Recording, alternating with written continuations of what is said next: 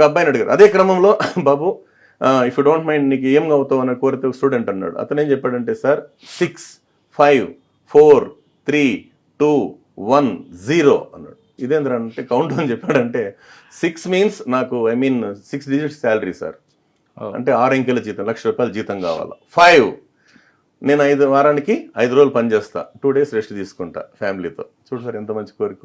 4 4 చక్రాల కారు కావాలి. 3 3 bedroom flat, ఒకటి నాకు నా భార్యకి, మా అమ్మ నాన్నకి, నా బిడ్డలకి. 2 ఒక అమ్మాయి ఒక అబ్బాయి. 1 ఒకే పెళ్ళాం. 0 టెన్షన్ లేకుండా బతకడం. చిన్నప్పటి నుంచి సార్, అందుకే ఏం చెప్తున్నాము, 10th class, intermediate first year and second year, ఈ 3 సంవత్సరాలు ఎవరైతే హార్డ్ వర్క్ చేస్తారో 30 సంవత్సరాలు మహారాజులాగా మహారాణిలాగా బతుకుతారండి. ఇది పెద్దవాళ్ళు చెప్పిందే.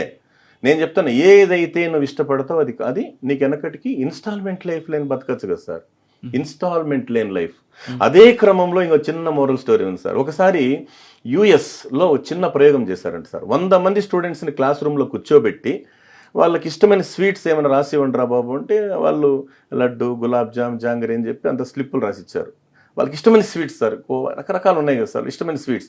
అది తెచ్చి ఏం చేశారు వాళ్ళు, అది జడ్జ్ చేసి ముద్ర పెట్టారు. చూపు అంతా దేని మీద ఉంది సార్ ఇంకా పిల్లలకి? స్వీట్స్ మీదే. అప్పుడు పిల్లలు చెప్తారు, నాన్న దేని మీద ఉందిరా చూపు? స్వీట్స్. ఓకే రైట్, నీకు నచ్చిన స్వీట్ ఆడుంది.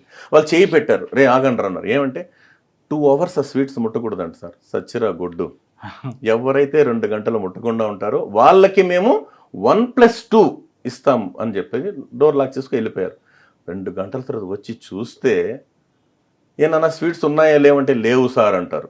సరే అప్పుడు మన దగ్గర ఉన్న సబ్జెక్ట్ ఏంటి, 60 మెంబర్స్ ఎత్తుకొని తినేశారంట సార్. ఓహో, వాళ్ళు ఇచ్చే స్వీట్స్ కోసం మేము ఎదురు చూస్తుంటామా అని. 40 ఉన్నారు కదా సార్ బ్యాలెన్స్, దాంతో 30 మెంబర్స్ ఈ పక్క ఆ పక్క గిల్లుకొని తిన్నారంట. రిమైనింగ్ 10 వాళ్ళు స్వీట్ టచ్ చేయలేదంట సార్.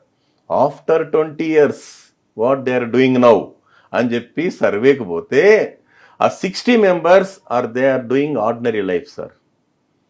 ఆ 30% గిల్లుకొని తిన్నటువంటి వాళ్ళు government salary and corporate salary. The remaining 10 వాళ్ళు ఎవరంటే, నువ్వు ఎదగడానికి ప్రపంచం కావాలి, ఎదిగిన తర్వాత ఈ ప్రపంచానికి నువ్వు కావాలి, కాబట్టి నీ కోసం ఈ ప్రపంచం ఎదురు చూసేటంత ఎత్తుకు ఎదిగని చెప్పి శాలరీ కొట్టించుకునే విధంగా ఒక ఐఏఎస్ ఉండొచ్చు, ఐపీఎస్ ఉండొచ్చు, ఇండస్ట్రియలిస్ట్ ఉండొచ్చు, దమ్మున్న నాయకుడై ఉండొచ్చు, నాయకురాలై ఉండొచ్చు. Choice is yours.